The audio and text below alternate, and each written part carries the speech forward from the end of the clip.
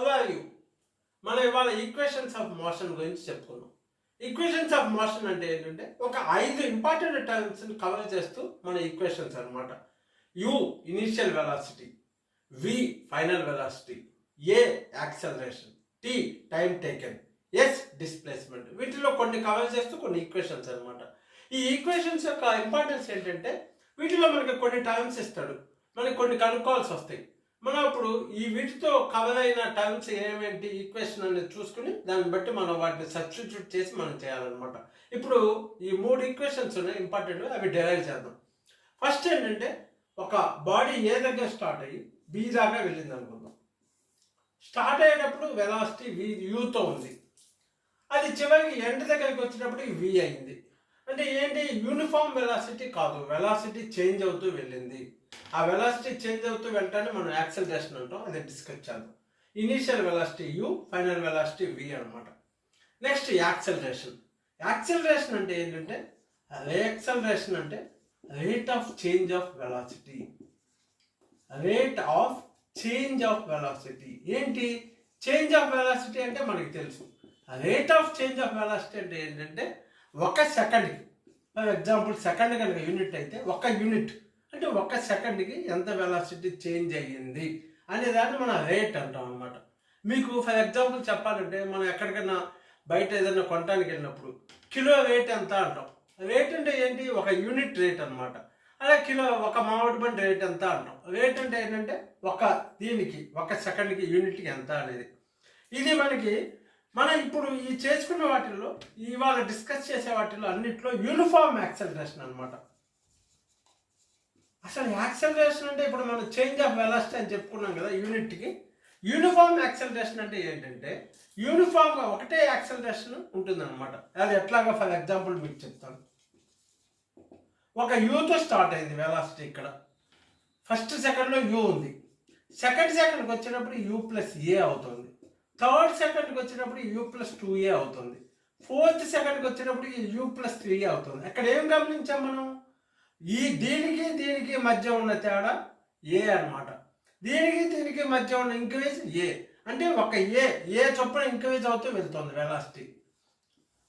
ఆ increase per second, change of velocity per సెకండ్ని మనం యాక్సిలరేషన్ అంటాం. ఇక్కడ ఇది యూనిఫామ్గా ఉంది, ఎందుకంటే ఈ సక్సెసివ్ పక్కదానికి దీనికి ఉన్న చేంజ్ అనేది ఫిక్స్డ్గా ఉందన్నమాట.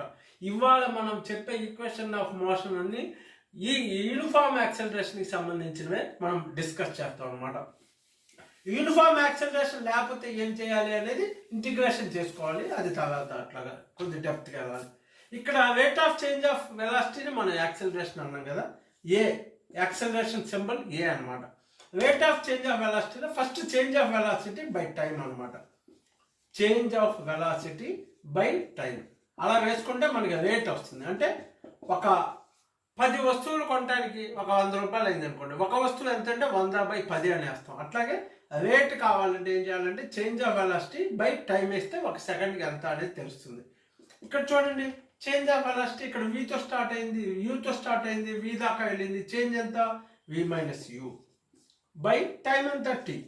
అంటే a is equal to v minus u by t. అంటే దట్ ఎంప్లాయిస్ దీన్ని క్రాస్ మల్టిప్లై చేసాం అనుకోండి, a t v minus u is equal to a t అని వస్తుంది. ఈ విని ఇక్కడ నుంచి యూని అవతలికి పంపిస్తే మైనస్ యూ అంటే ప్లస్ యూ అవుతుంది, u plus a t. V is equal to u plus a t. దీని మనకి ఇంపార్టెన్స్ ఏంటంటే ఈ ఫైనల్ వెలాసిటీ మనకి తెలియక్కర్లేదు, ఇనిషియల్ వెలాసిటీ తెలిసిన, టైం ఎంత తీసుకున్నా తెలిసిన, యాక్సిలరేషన్ ఎంత తీసుకున్నా తెలుసుకున్నా ఈ ఫైనల్ వెలాసిటీ నేను కనుక్కోగలను. అలాగనమాట. ఇట్లా కొన్ని టర్మ్స్ తెలుస్తాయి, కొన్ని తెలియకపోయినా కానీ ఈ ఈక్వేషన్స్ మనకి హెల్ప్ తీసుకుని మనం కనుక్కోవచ్చు. ఇది ఫస్ట్ ఈక్వేషన్, గుర్తుపెట్టుకోండి. మనం ఇప్పటిదాకా డివైడ్ చేసింది ఏంటంటే UT plus half a t square. దీన్ని ఎలా డివైడ్ చేయటం? మనకి డిస్ప్లేస్మెంట్ అయినా డిస్టెన్స్ అయినా వేసుకోవచ్చు. డిస్ప్లేస్మెంట్ వేస్తే వెలాసిటీ వేయాలి, డిస్టెన్స్ వేస్తే మనం స్పీడ్ వేసుకోవాలన్నమాట. Displacement is equal average velocity into time. అంతే కదా ఎక్కడైనా. అంటే ఎంత డిస్టెన్స్ ట్రావెల్ చేస్తామంటే ఒక సెకండ్ కూడా వెలాసిటీ ఇంటూ టైం వేస్తాం. అట్లాగే ఇక్కడ కూడా displacement is equal average velocity into time. ఇందాక డిస్ప్లేస్మెంట్ ఏం చెప్పాము? ఎస్. యావరేజ్ వెలాసిటీ, యావరేజ్ అంతా యూ ఉంది, ఇక్కడ వి ఉంది. ఈ రెండింటికి యావరేజ్ అంటే వి ప్లస్ యూ బై 2. 2 ఉన్నాయి కాబట్టి యావరేజ్ బై 2 వేసుకున్నాం ఇంటూ టైం.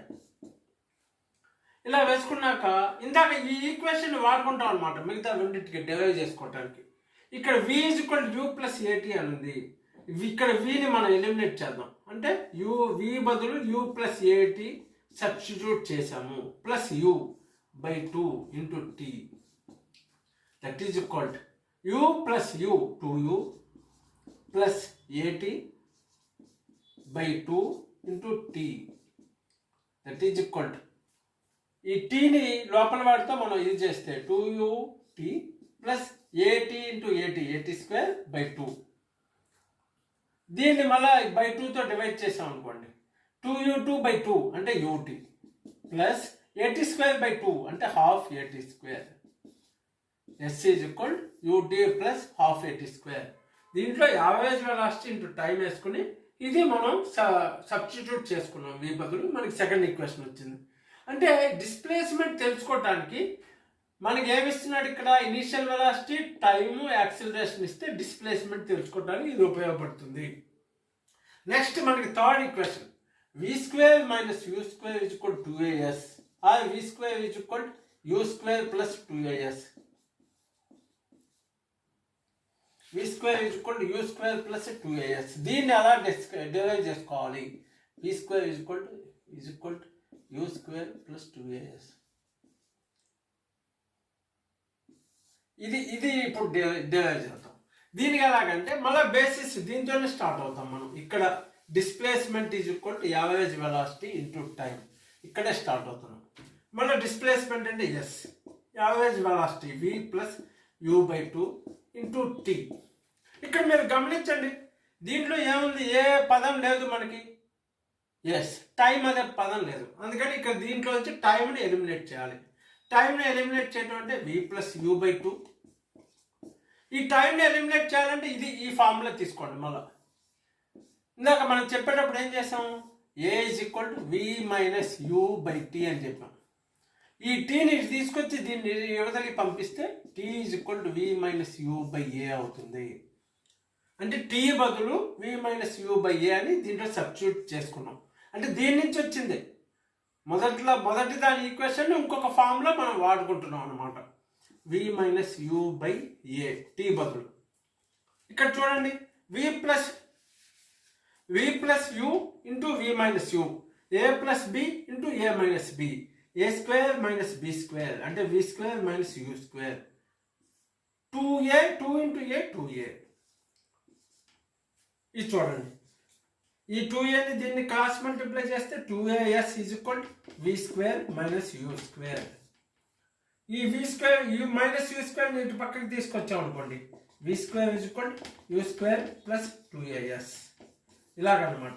ఫస్ట్ ఇది మనం ఏ డెఫినేషన్ ద్వారా ఇది ఏ v is equal u plus a t చేసాము. ఆ తర్వాత డిస్ప్లేస్మెంట్ ఫార్ములా వేసుకుని ఒకసారి ఏమన్నా ఫైనల్ వి బదులు యూ ప్లస్ ఏటీ వేస్తే మనకి s is equal u t plus half a t square వచ్చింది. నెక్స్ట్ టైం టీ ఎలిమినేట్ చేస్తే మనకి v square is equal u square plus 2as వచ్చింది. ఈ 3 ఈక్వేషన్స్ ఫండమెంటల్ ఈక్వేషన్స్ అనమాట. వీటిని యూజ్ చేసుకుని మనం మిగతావి సాల్వ్ చేసుకోవచ్చు. ఇచ్చినవి తెలుసుకొని ఇవన్నీ సాల్వ్ చేసుకోవచ్చు. నెక్స్ట్ మనకి ఏంటంటే s n is equal u plus a అది ఒకటి ఉంది. నెక్స్ట్ సైన్ కన్వెన్షన్, ఇది నెక్స్ట్ వీడియోలో చేసుకుందాం. బాయ్.